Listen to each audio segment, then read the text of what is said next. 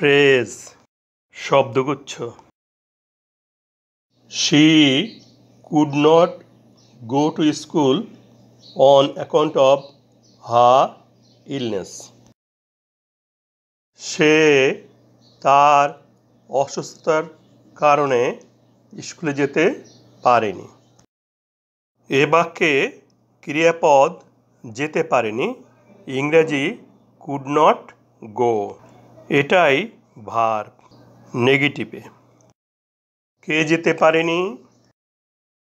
সে বা she subject.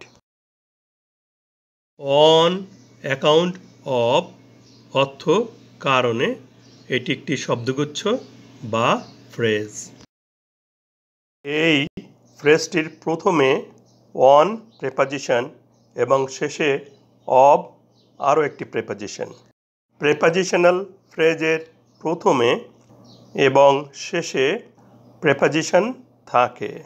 এ বাক্যে একটি সাবজেক্ট পাচ্ছি শি এবং ভার্ব কুড নট গো, তাহলে এটি সিম্পল সেন্টেন্স।